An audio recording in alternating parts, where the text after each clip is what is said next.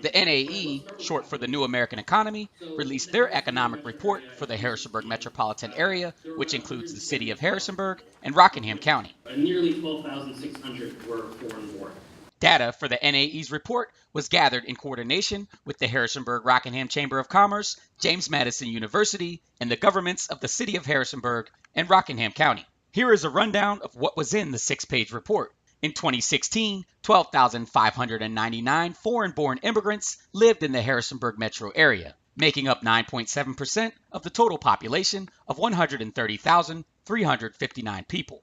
And despite only being 9.7% of the population, immigrants accounted for 13.8% of the area's entrepreneurs. That means foreign-born immigrants in the Harrisonburg metro area were 12.6% more likely to be entrepreneurs than U.S.-born people in the area. Immigrants made up 12.5% of the area's employed labor force as well. The top 5 countries represented by immigrants living in the area were as follows: 18.8% from Mexico, 15.9% from Honduras, 6.9% from El Salvador, 4.9% from Iraq, and 4.4% were from China. The remaining 49.1% were from other countries of origin. For some reason or another in this area, it's a widely held belief that immigrants don't pay taxes. But nothing could be further from the truth. Not only did immigrants in the area pay $37.9 million in federal taxes and $19.8 million in state and local taxes, they also contributed $27.5 million to Social Security and $6.9 million to Medicare.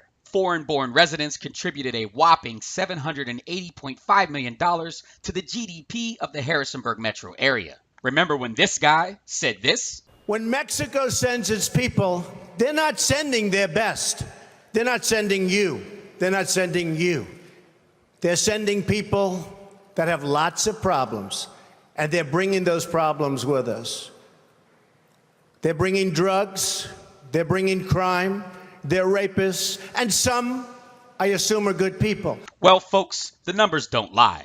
Immigrants are vital to the local economy, and with them only making up 9.7% of the population, but 13.8% of the area's entrepreneurs, and 12.5% of the employed workforce, it's fair to say the majority of immigrants in the Harrisonburg metropolitan area are hardworking, good people. And while I was covering the release of this report at a breakfast gathering in the James Madison University Festival Center, I caught up with one of those hardworking foreign-born immigrants. Sal Romero Jr. moved to the Harrisonburg area from Mexico at age 13 and has lived in the area ever since, graduating from Broadway High School and James Madison and Shenandoah universities. Romero Jr. has an impressive resume. He is a former vice principal at Spotswood Elementary School and currently is the coordinator of Family and Community Engagement for Harrisonburg City Public Schools and serves on the Virginia Board of Education. Romero is also running for Harrisonburg City Council this November, and if elected will become the city's first Latino council member in history.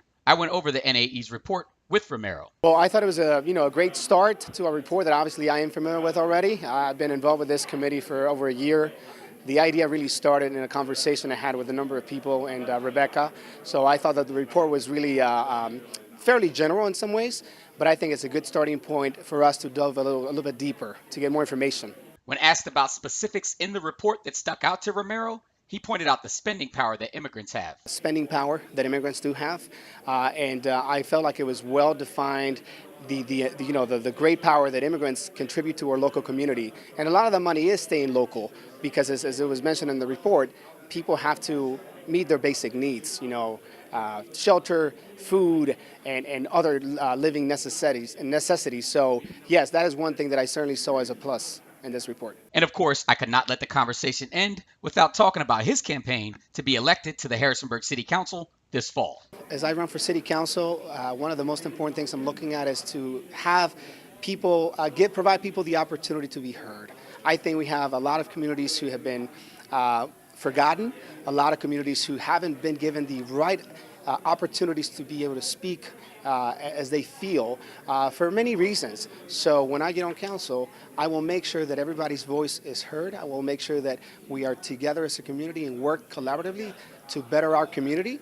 I will make sure that we do everything in our power to create intentional opportunities for people to feel valued and welcome in Harrisonburg. If you'd like to meet Sal Romero Jr. and get involved with his campaign, he will be hosting a fundraiser titled Salsa for Sal tonight at Clementine Restaurant, located at 153 Main Street in Harrisonburg, Virginia, from 8 to 11 p.m. For more info, visit salromero.org. In Harrisonburg, Theodore Whitelow for Breaking Through.